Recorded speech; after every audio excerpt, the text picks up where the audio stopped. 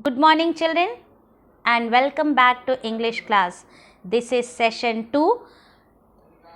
Today we'll complete the remaining part of the chapter, that is lesson 4. The name of the chapter is Bipin Chaudhary Laps His Memory.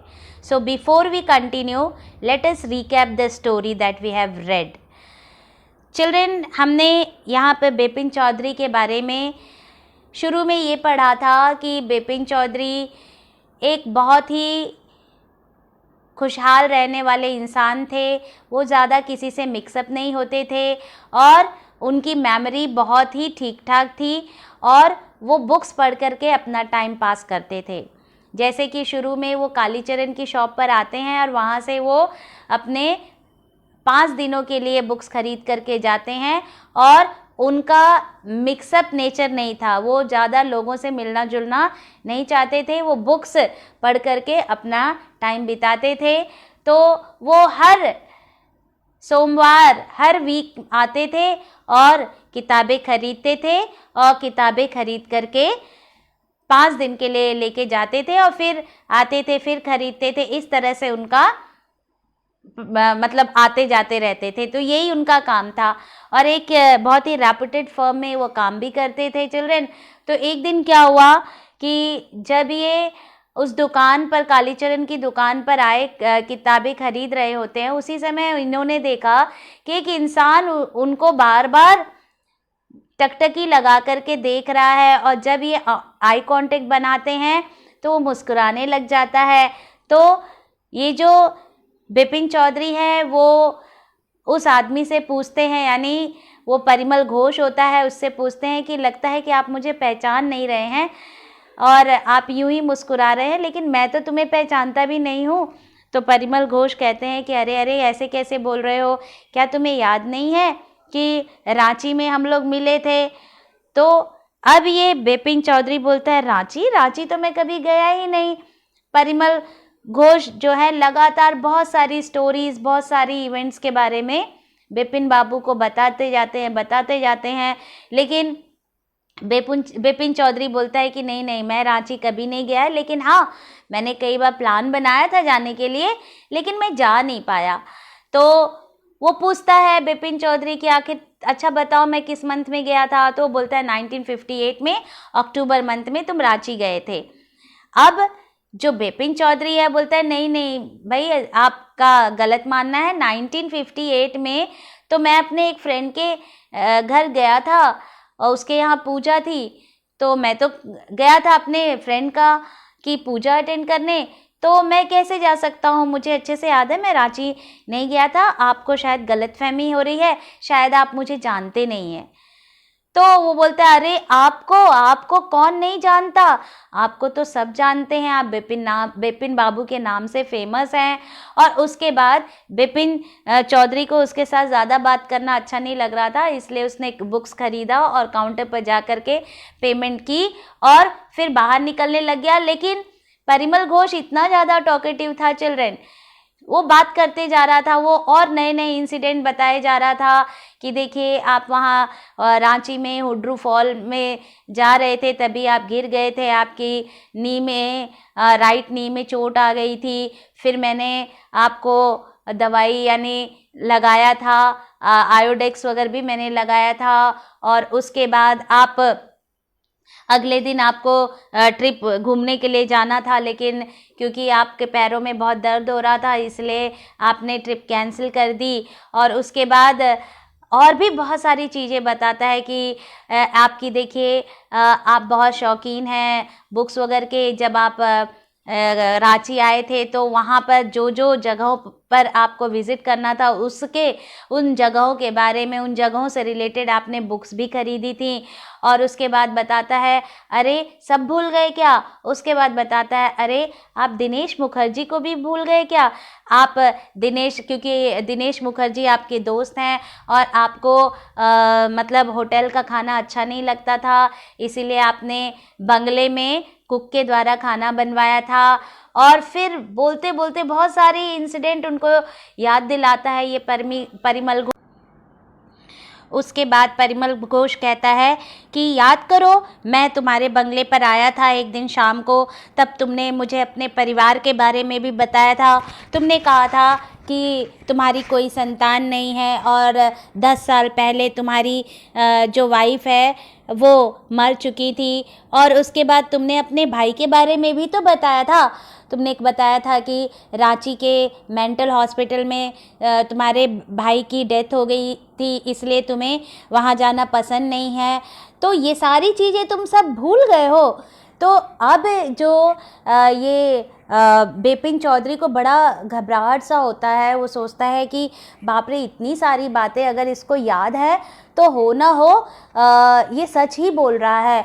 और फिर वो परेशान हो जाता है। फिर अपने जो ड्राइवर से कहता है कि ऐसा है कि मुझे गंगा नदी के तट के किनारे ले चलो। तो ड्राइवर उसको गंगा नदी के तट के किनारे ले जाता है। वो वहाँ पर थोड़ी देर बैठता है, सोचता रहता है, बहुत घबरा जाता है चिल्ड्रन वो। फिर किसी तरह से घर में आता है। घर में आने के बाद थोड़ा सा कोल्ड ड्रिंक पीता है और उसके बाद थोड़ा सा उसको रिलैक्स होता है। फिर अपने मन को ढाढ़स बंधाने के लिए वो कहता है कि अरे वो गलत बोल रहा है, वो झूठ बोल रहा है, मेरे को सारी इंसिडेंट याद है, तो ये इंसिडेंट मैं थोड़ी ना भूल सकता हूँ, वो झूठ बोल रहा है। इस तरह से अपने आप को सांत्वना देता है और सो जाता है। सोने के बाद चिल्ड्रन वो जब सुबह उठता है, सुबह उठ करके अपना डेली रूटीन करके अपने ऑफिस जाता है। ऑफिस में कुछ देर काम करने के बाद उसे फिर मतलब प्रीवियस डे के बारे में याद आने लग जाता है। क्या याद आता है? वही परिमल की सारी बातें। वो अपसेट हो जाता है, परेशान हो जाता है। और उसके बाद वो सोचता है कि उसने कहा था कि मुझे राइट नी में चोट लगी है। वो उसी समय अपना ट्राउज़र हटाता है और उसको चेक करता है तो घाव का निशान तो था, चोट का निशान तो था, लेकिन अब उसे ये समझ में नहीं आ रहा था कि ये चोट उसको कब लगी थी, क्योंकि उसे याद ही नहीं था ये बचपन की चोट थी या क्या। तो वो परेशान हो जाता है। तो उसका ऑफिस में मन नहीं लगता है। चिल्ड्रन वो खाना लेके आता है, सैंडविचेस लेके आता है, लेकिन खाता नहीं है और ऑफिस पूरा अटेंड नहीं करता है, यानी पूरे टाइम तक ऑफिस में नहीं रहता है और वापस आ जाता है घर में। घर में आने के बाद वो अपने बिस्तर पर रिलैक्स होता है और फिर सोचता है कि अरे ये मेरे दिमाग में ये सब हलचल क्यों हो रही है। तो सोचता है कि चलो मैं दिनेश मुखर्जी से ही बात कर लेता हूँ और बात करने के बाद मुझे पता पड़ जाएगा कि मतलब वो आदमी सच बोल रहा है कि नहीं। तो दिनेश को वो फ़ोन करता है। दिनेश उसको फ़ोन रिसीव करता है और फिर दिनेश से ये डायरेक्टली बात करता है कि ऐसा है, बताओ कि 1958 में क्या रांची तुम गए थे। तो वो बोलता है ऐसा है, मुझे याद तो नहीं है, लेकिन रुको मैं सब कंफर्म करके बताता हूँ। मैं सारी बातें अपनी डायरी में लिखता हूँ। और वो रिसीवर रख करके जाके अपनी डायरी देखता है। फिर थोड़ी देर बाद आता है, फिर बोलता है कि हाँ मैं 1958 में मैं अपने नेफ्यू की शादी में गया था और उसके बाद तो तुम्हारे साथ रांची तो मैं गया था। इस तरह से बोलता है। अब जैसे ही बिपिन चौधरी ये सुनता है कि अरे ये भी बोल रहा है कि मैं रांची गया था, बहुत ज़्यादा अपसेट हो जाता है चिल्ड्रन। फिर रिसीवर रख देता है और फिर उसको बहुत ज़्यादा बेचैनी होती है। फिर वो सोचता है एक दिन कि क्यों ना मैं अपने दोस्त से, जो कि कानपुर रहता है, जिसकी पूजा में वो गया था, तो उसने सोचा कि मैं उसे चिट्ठी लिख करके कंफर्म करता हूँ, देखते हैं वो क्या कहता है।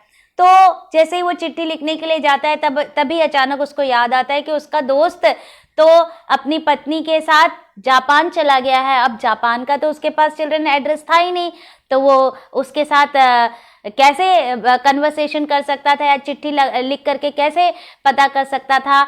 बहुत ज़्यादा वो अपसेट हो जाता है चिल्ड्रन। तो अब उसको ऐसा महसूस होने लग जाता है कि हो ना हो उसके साथ कोई प्रॉब्लम चल रही है। उसके बाद चिल्ड्रन वो अपसेट मूड में अपने कमरे में रहता है कि अचानक एक उनका जो सर्वेंट है वो आता है और बोलता है कि सर आपसे मिलने चुन्नीलाल आए हैं। तो ये अपसेट मूड में रहता है, तो ये बोल देता है कि ऐसा है, जाके उनसे कह दो कि मैं अभी खाली नहीं हूँ, यानी मैं अभी फुर्सत में नहीं हूँ, और ये भी कह देना कि मैं अभी पिछले कई हफ्तों तक फुर्सत में नहीं हूँ। यानी इनडायरेक्टली वे में वो जो बिपिन चौधरी है वो चुन्नीलाल से मिलना नहीं चाहता था। तो ऐसा सर्वेंट को कहता है कि जाके कह दो। जैसे ही सर्वेंट पीछे मुड़ता है तो अचानक उसको याद आता है बिपिन चौधरी को, अरे मैं ही जाकर के चुन्नीलाल से मिल लेता हूँ। तो जब चुन्नीलाल आता है चिल्ड्रन, तो वो मना कर देता है, अपने सर्वेंट से कहलवा देता है कि उससे कह दो कि मेरे को फुर्सत नहीं है, मैं फिर आगे हफ्तों में भी मेरे पास फुर्सत नहीं है और मैं उससे नहीं मिल सकता।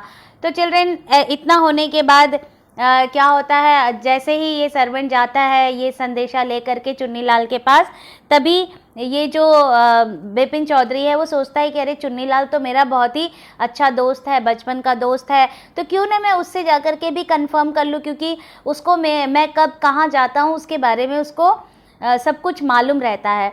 तो क्योंकि जब वो ट्रैवलिंग करता है तो वो ट्रैवल एजेंसी में काम करता था चुन्नीलाल, तो जब भी कहीं इसको जाना आना होता था तो वो इनको लेके जाया करता था।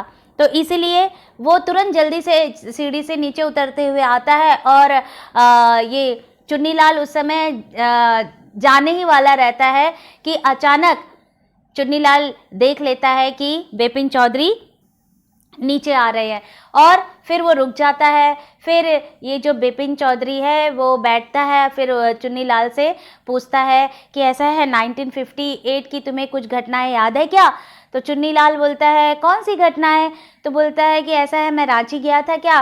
तो वो बोलता है गए होगे 1958-59 में, हाँ तुम गए थे। अब ये कंफर्म नहीं है कि 1958 में गए थे कि 59 में, लेकिन हाँ तुम गए थे। तो वो बोलता है, चुन्नीलाल बोलता है तुम आखिर ऐसे क्यों पूछ रहे हो? तो वो बोलता है कि ऐसा है मैं जानकारी लेना चाहता था। तो बोलता है अच्छा ये बताओ मैं कौन सा काम करता था? वो बोलता है, बिपिन चौधरी बोलता है कि तुम ट्रैवल एजेंसी में काम करते थे, क्योंकि चिल्ड्रन ये चुन्नीलाल की नौकरी छूट गई थी और वो कई बार बिपिन चौधरी के पास आया था, क्योंकि बिपिन चौधरी जो है वो एक अच्छे फर्म में काम करता था, बड़ी कंपनी में, तो उसकी वो मदद के लिए आया था। चुन्नीलाल ने कहा कि भाई आप बड़े फर्म में काम करते हो, आपके दूसरे फर्म के मालिकों से भी जान पहचान होगी, तो मेरे लिए नौकरी के लिए आप बात करना, ठीक है। इसीलिए इसी उद्देश्य के लिए वो बार बार इनके घर आता था, जबकि बिपिन चौधरी को उसका आना पसंद नहीं था, ठीक है। तो वो पहले ट्रैवल एजेंसी में काम किया करता था। तो अच्छा ये चुन्नीलाल उससे बिपिन चौधरी से पूछता है कि अच्छा ये बताइए मैं पहले कौन सा काम करता था? तो ये बोलता है कि तुम ट्रैवल एजेंसी में काम करते थे। तो ये चुन्नीलाल बोलता है अरे वाह, तुमको तो सब याद है। जब तुम्हें ये सब याद है तो तुम ये कैसे भूल सकते हो कि तुम रांची नहीं गए थे? अरे याद करो, मैं ही तो तुम्हारे लिए टिकट मैंने ही तो बुक किया था और मैं ही तो तुम्हें प्लेटफॉर्म पर स्टेशन पर छोड़ने के लिए गया था। याद करो कंपार्टमेंट में जब तुम गए थे तो तुम्हारे कंपार्टमेंट का पंखा काम नहीं कर रहा था, तो मैंने ही तो इलेक्ट्रीशियन को बुला करके उसको ठीक करवाया था। तुम कैसे ऐसे भूल सकते हो? तुम्हारी तो मेमोरी बहुत अच्छी है, तो तुम ऐसे कैसे भूल सकते हो? इस तरह से ये जो चुन्नीलाल है वो बिपिन चौधरी से कहता है। तो चुन्नीलाल बोलता है लगता है कि तुम्हारी हालत कुछ सही नहीं लग रही है, लगता है कि तुम्हारा स्वास्थ्य खराब है।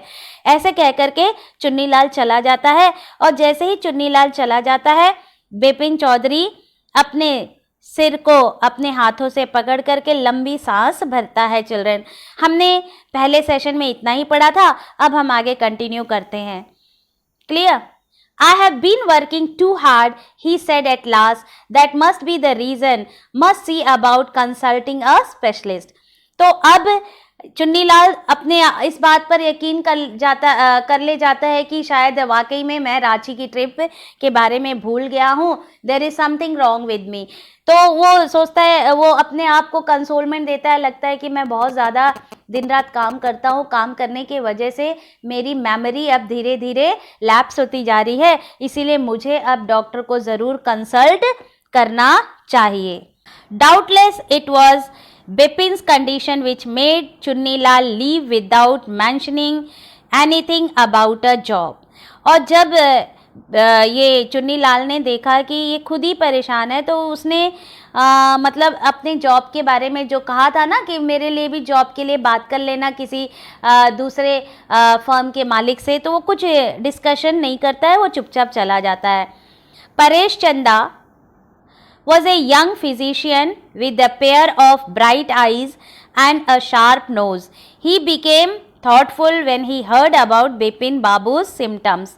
Look, Dr. Chandra, Look, Dr. Chanda, said Bipin Babu desperately, you must cure me of this horrible illness. I can't tell you how it's affecting my work. अब जब ये परेश चंदा के पास बिपिन चौधरी अपने इलाज के लिए जाता है, तो अब यहाँ पर थोड़ा सा उसका जो डॉक्टर है ना, उसकी फ़िज़िकल अपीयरेंस बताई जा रही है कि उसकी आंखें बहुत चमकदार है, उसकी मतलब नाक थोड़ी सी शार्प है, पॉइंटेड है, इस तरह से उसके अपीयरेंस बताए जा रहे हैं। उसके बाद बताते हैं कि बिपिन चौधरी ने मतलब अपने बारे में सारी बातें डॉक्टर चंदा को बताया और फिर बड़े दुखी मन से उसने कहा बिपिन चौधरी ने कि देखिए ये बहुत ही अजीब सी हॉरिबल इलनेस है मेरी, और मैं ये चाहता हूँ कि आप कुछ भी करके मैं जिस चीज़ से सफ़र कर रहा हूँ उस चीज़ को मेरी ठीक करो। यानी कुल मिला करके उसने ये कहा कि पता नहीं क्यों मुझको ऐसा लगता है कि मैं मेमोरी लॉस कर रहा हूँ, तो इसीलिए आप मेरा इलाज कीजिए। डॉक्टर चंदा shook his head.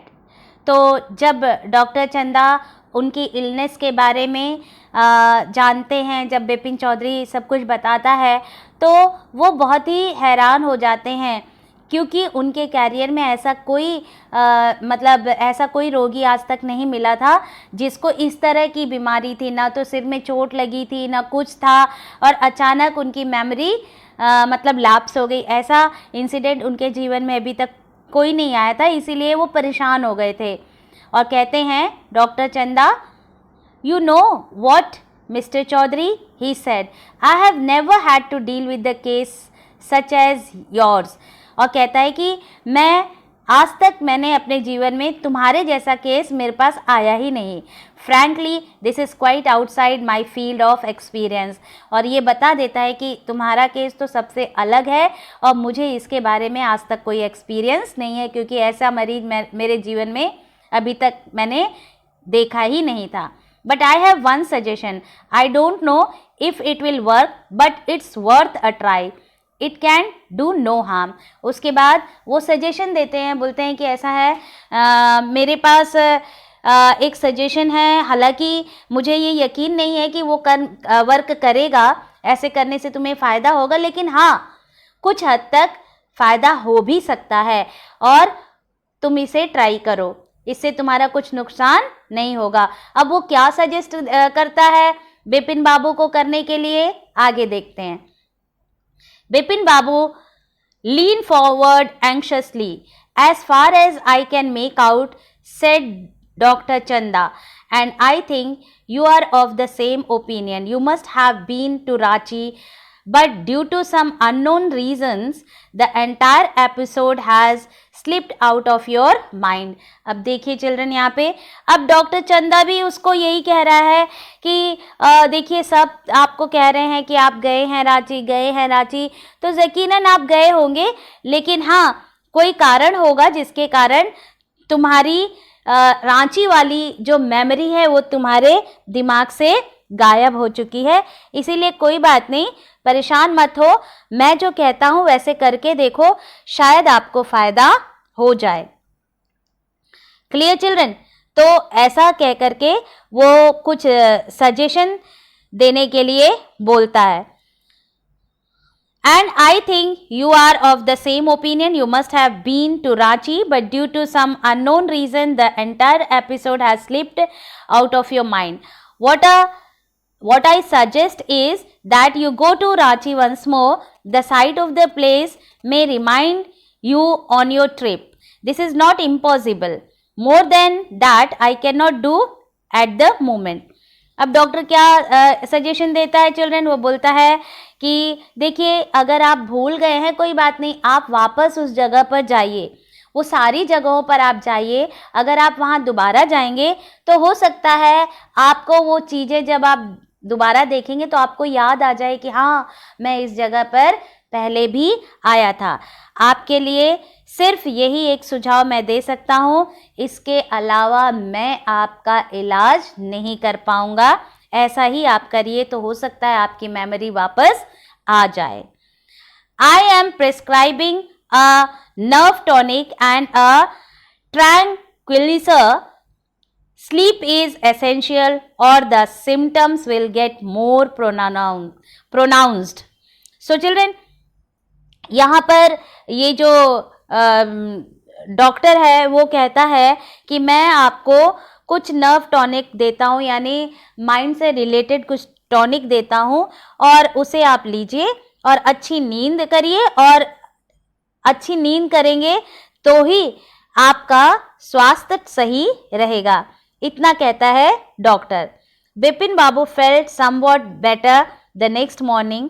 After breakfast, he rang up to his office, gave some instruction and then procured a first class ticket for Ranchi for the same evening.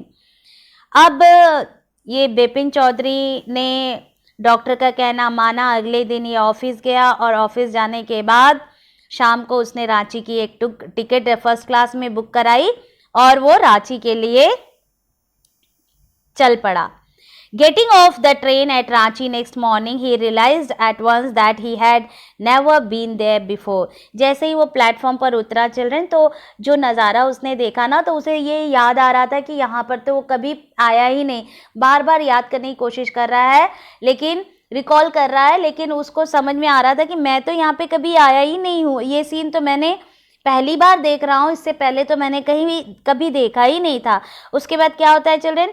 He came out of the station, took a taxi and drove around the town for a while. और उसके बाद वो एक taxi hire करता है और उस रांची के टाउन एरिया में उस टैक्सी ड्राइवर को कहता है कि मुझे ले चलो। He realized that the streets, the buildings, the hotels, the bazaars, the Muradabadi hill, with none of these had he the slightest acquaintances. तो यहाँ पे क्या बताया जा रहा है? वो सारी जगह घूमता है, लेकिन हर चीज़ को देखता है, वहाँ के होटल को, वहाँ के बिल्डिंग को, वहाँ के बाज़ार को, और एक मोराबादी हिल नाम से जो जगह प्रसिद्ध है वहाँ के बारे में भी वहाँ भी देखता है, वहाँ के बारे में भी जानता है, लेकिन सब कुछ देखता है, लेकिन उसको ज़रा भी कोई बातें याद नहीं आती हैं। उसको ये समझ में आ जाता है कि मैं यहाँ पर सिर्फ और सिर्फ पहली बार, जो कि आज ही यहाँ पर आया हूँ, मैं इससे पहले यहाँ पर आया ही नहीं हूँ। Okay children, would a trip to the Hundru fall help? उसके बाद अपने आप से सोचता है, मन में सोचता है कि चलो हुड्रू फॉल शायद चलता हूँ, वहाँ जो इंसिडेंट था शायद मैं वहाँ जाऊँ तो मुझे सारी चीज़ें याद आ जाएं। He didn't believe so, but at the same time he didn't wish to leave with the feeling that he didn't tried enough. अब वो जानता था कि मैं यहाँ पर आया ही नहीं हूँ, लेकिन फिर भी उसने सोचा कि चलो हुड्रू फॉल भी हो लेता हूँ, नहीं तो वापस जाने के बाद दिमाग में ये रहेगा कि अरे वहाँ चला जाता हूँ तो शायद मेरी जो मेमोरी है, जो मैं भूल गया हूँ, वो सारी चीज़ें याद आ जाती। इसीलिए वो बोलता है चलो हुड्रू फॉल्स भी मैं जाके ही आता हूँ। So he arranged for a car and left for Hundru in the afternoon.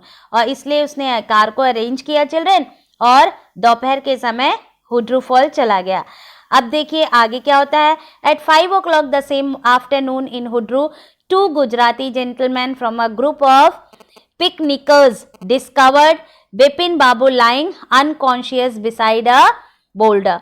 अब देखिए होता क्या है, वो 5 बजे के करीब हुड्रू फॉल जाता है, तो वहाँ पर 2 गुजराती जेंटलमैन होते हैं, 2 गुजराती यंग लोग होते हैं। उन्होंने इनको पाया कि ये अनकॉन्शियस होकर के वहीं गिरे पड़े हुए हैं। ठीक है। When he came round the first thing Bipin Babu said was, I am finish, there is no hope left. अब देखिए जब वो वहाँ पर बेहोश हो जाते हैं तो ये गुजराती जेंटलमैन आते हैं, वो उनको उठाते हैं और फिर उनको होश में लाने की कोशिश करते हैं। और जब ये बिपिन चौधरी होश में आते हैं तो देखते हैं वो जेंटलमैन को, तब वो बोलते हैं कि बस अब मैं लगता हूँ अब मेरा जीवन ख़त्म होने वाला है, अब सब कुछ ख़त्म हो गया, आई एम फिनिश, और कोई भी उम्मीद अब मेरे लिए बाकी नहीं है। Next morning, Bipin Babu was back in Calcutta. He realized that there was truly no hope for him. अगले मॉर्निंग वो वापस कैलकाटा चले आते हैं और फिर उनमें अब ये उम्मीद ही नहीं रहती है कि मतलब उनकी मेमोरी वापस आएगी. Soon he would lose everything. His will to work, his confidence, his ability, his balance of mind, सारी चीज़ें. अब वो रियलाइज़ करता है कि अब मुझ में कुछ चीज़ बाकी नहीं है. मेरा भरोसा, मेरा जो विल पावर है, करने की क्षमता, सब कुछ मैं खो चुका हूँ. Was he going to end up in the asylum at, और सोचता है कि अब मैं बस मेरा जीवन अब यहाँ ख़त्म होने वाला है. इस तरह से वो सोचता है कैलकाटा आने के बाद. विपिन बाबू couldn't think any more. अब वो और कुछ नहीं सोच पा रहा था, कुछ भी नहीं सोच पा रहा था. Back home, he rang up Dr. Chanda and asked him to come over. उसके बाद वो डॉक्टर चंदा को बुलाता है. Then after a shower, he got into bed with an ice bag clamped on his head. उसके बाद वो नहाता है और उसके बाद एक आइस बैग अपने हेड के पास रखता है ताकि उसको थोड़ा सा कंफर्टेबल हो. Just then the servant brought him a letter which someone had left in the letter box. अभी वो थोड़ा सा कंफर्टेबल फील कर ही रहा था कि उसी समय उसके कमरे में उनका नौकर आता है जो कि एक चिट्ठी लेकर के आता है और उनको देता है. A greenish envelope with his name in red ink on it. और वो एनवेलप के जो ग्रीनिश कलर का होता है और उसके ऊपर रेड इंक से नाम लिखा होता है. चिल्ड्रन आगे देखते हैं. Above the name it is said urgent and confidential.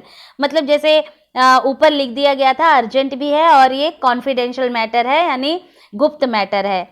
In spite of his condition, Bipin Babu had a feeling that he ought to go through the letter.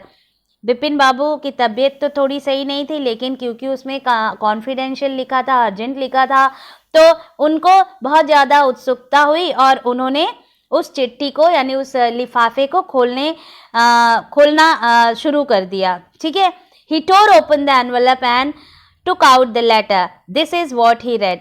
उसने क्या किया, एनवेलप को फाड़ दिया और उसके अंदर से चिट्ठी निकाली. चिट्ठी निकालने के बाद उसने उस चिट्ठी को पढ़ा. उस चिट्ठी में क्या लिखा था चिल्ड्रन, देखिए यहाँ पे दिया गया है आपको. Dear Bipin, I had no idea that affluence would bring about the kind of change in you that it has done. Was it so difficult for you to help out an old friend down on his luck. यानी उस चिट्ठी में लिखा था कि मुझे तो ऐसा उम्मीद ही नहीं था कि तुम बदल जाओगे और तुम मेरे लिए कुछ कर नहीं सकते. तुम्हारे लिए तो कोई इतना ज़्यादा कठिन नहीं था ना कि अपनी फ्रेंड का हेल्प कर देते. तुमने तो मेरी कोई हेल्प ही नहीं की जब मुझे ज़रूरत थी दोस्त की, और तुम्हारे हेल्प की ज़रूरत थी तो तुमने मेरी बिल्कुल भी हेल्प ही नहीं की. आई हैव नो मनी, मेरे पास कोई पैसा भी नहीं था. सो माई रिसोर्सेज आर लिमिटेड. मेरे पास पैसा नहीं था, मेरे पास रिसोर्सेज भी बहुत कम थे. What I have is imagination, a part of which I used in retribution of your unfailing behaviour. तो वो बताता है चिल्ड्रन कि मेरे पास पैसा नहीं था, लेकिन हाँ मेरे पास कुछ इमेजिनेशन थे और उस इमेजिनेशन के ज़रिए मैंने ये काम किया. Well, you will be all right again now. A novel I have written is being considered by a publisher. If he like it enough, it will see me through the next few months.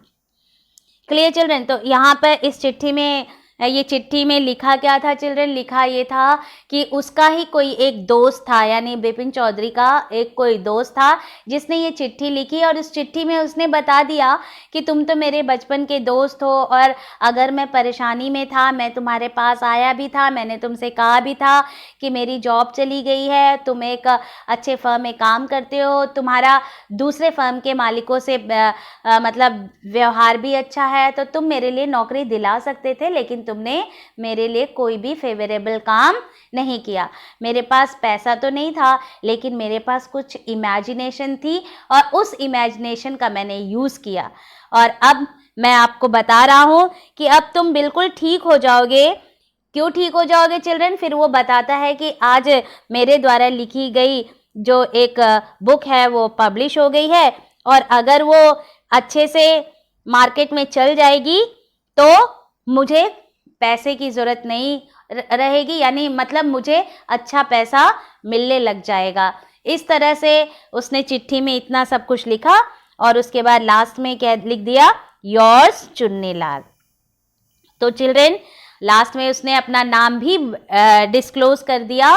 क्या नाम था? चुन्नीलाल। यानी ये जो चुन्नीलाल था इसने किया क्या चिल्ड्रन? इसने बहुत ही दिमाग से काम लिया, इसको मेंटली टॉर्चर करना शुरू किया, क्योंकि पैसा तो था नहीं इसके पास। तो इसने इसको एक मतलब पनिशमेंट दी, एक लेसन दी, मतलब एक सीख दी, एक पनिशमेंट दे करके इनको रियलाइज़ कराया कि एक दोस्त ऐसा नहीं होना चाहिए। A friend in need is a friend in deed. यानी सच्चा दोस्त वही होता है जो ज़रूरत पड़ने पर, मुसीबत में दोस्त की सहायता करे। लेकिन तुमने ऐसा बिल्कुल भी मेरे साथ नहीं किया, जबकि मैं तुम्हारे साथ बचपन से पला बड़ा हूँ और मेरे परेशानी में तुमने मेरा साथ नहीं दिया, यहाँ तक कि तुमने मुझसे मिलना भी बंद कर दिया। तो इसीलिए मैंने भी अब उसका बदला ले लिया है। मैंने तुम्हें इतना मेंटली टॉर्चर किया, तुम परेशान हो गए, और हकीकत में बात ये है कि तुम रांची कभी गए ही नहीं थे। आगे देखिए children. When Dr. Chanda came, Bipin Babu said, "I am fine. It all came back as soon as I got off the train at Ranchi. A unique case," said Dr. Chanda. अब देखो बेटा, अब क्या हुआ कि अब जो ये बिपिन चौधरी है, जब उसने चुन्नीलाल की एक चिट्ठी पढ़ी तो उसको समझ में आ गया कि चुन्नीलाल ने मेरे को मेंटली टॉर्चर किया, मुझे बेवकूफ़ बनाया। मैं इतने मतलब परेशानी में रहा कि मैं अपनी मेमोरीज़ भूलते जा रहा हूँ, मेरी यादें चली जा रही हैं। यानी कुल मिलाकर के मैं अपने आप को एक बीमार समझने लग गया था। मेरा काम में मन नहीं लग रहा था, मैं रिलैक्स फील नहीं कर रहा था। मुझे ऐसा लग रहा था कि अब मेरा सब कुछ खत्म हो गया है, जब मेरी यादें ही चली गई हैं। तो इस तरह से मैं बहुत ज़्यादा बीमार हो रहा था। तो ये जो चीज़ है, अब बिपिन चौधरी को रियलाइज़ हो जाता है कि ये एक पनिशमेंट है, मुझे मेंटली टॉर्चर किया गया। और ये किसके द्वारा टॉर्चर किया गया? चुन्नीलाल के द्वारा। और बाद में वो डॉक्टर को बुलाता है, फ़ोन करता है, डॉक्टर आता है तो डॉक्टर से वो कहता है कि डॉक्टर साहब अब तो मैं एकदम ठीक हूँ। और जैसे ही मैं रांची स्टेशन पर मैं उतरा तो वहाँ मेरे को सारी चीज़ें, मेरा मेंटली जो है मैं रिलीफ हो गया। और डॉक्टर बड़ा आश्चर्यचकित होता है, बोलता है कि ये तो यूनिक केस था, क्योंकि ऐसा केस मैंने आज तक कभी नहीं देखा था। I shall certainly write about it in a medical journal. और बोलता है कि मैं ज़रूर ऐसे बीमार व्यक्ति के बारे में, ऐसे इंसिडेंट के बारे में मैं ज़रूर लिखूँगा, क्योंकि मेरे लिए एक ये इवेंट ही है, क्योंकि ऐसा केस मेरे पास कभी आया नहीं था। तो मैं इसके बारे में ज़रूर लिखूँगा। The reason why I sent for you, said Bipin Babu, is that I have a pain in the hip from a fall I had in Ranchi. If you could prescribe a painkiller. अब वो जो बिपिन चौधरी बोलता है कि sir बाकी तो सब ठीक ठाक है, लेकिन हाँ मैंने आपको इसलिए बुलाया था क्योंकि मैं रांची गया था ना, तो रांची में मैं गिर गया था। तो वाकई में वो अनकॉन्शियस होकर के गिर जाता है ना, तभी तो उसको दो जेंटलमैन आकर के उठाते हैं। तो बोलता है एक्चुअली में मैंने आपको इसलिए बुलाया था क्योंकि मैं रांची गया था, आपके कहे अनुसार मैं रांची गया भी था और वहाँ पर मैं गिर गया था, जिसके कारण मेरी जो हिप है वहाँ पर पेन हो रहा है। तो इसलिए आप मुझे कोई दवाई प्रिस्क्राइब कर दीजिए ताकि मैं उसे ले लूँ और मेरा पेन ठीक हो जाए। तो चिल्ड्रेन, इस पार्ट में आपने, इस लेसन में आपने क्या क्या पढ़ा और क्या जाना कि अगर सच्चा दोस्त है तो सच्चे दोस्त की निशानी यही होती है कि अपने नीडफुल दोस्त की सहायता करे, जब वो ज़रूरत में हो तो उसकी फुल सहायता करे। जबकि ये जो बिपिन चौधरी है ये नहीं करता है, इसीलिए चुन्नीलाल इस तरह से बदला लेता है। उसने झूठी कहानी, फॉल्स कहानी बनाई और जितने भी, जैसे दिनेश मुखर्जी को ये बताया कि मैं ऐसे कहूँगा, दिनेश मुखर्जी ने भी कह दिया तुम रांची गए थे, है ना। फिर चुन्नीलाल खुद बोलता है कि तुम रांची गए थे। परिमल घोष से भी वो शुरू में ही बुलवा देता है कि आप रांची गए थे। यानी मतलब जो बात नहीं थी सबसे उसने स्वीकार करवा दिया और अंततः बिपिन चौधरी ये मान लेता है कि मेरे मतलब लैप्स ऑफ मेमोरी हो रही है, मेरी मेमोरी जा रही है, मेरी यादें जा रही है। तो hope children you would have understood the chapter. So this is all for today. Thank you.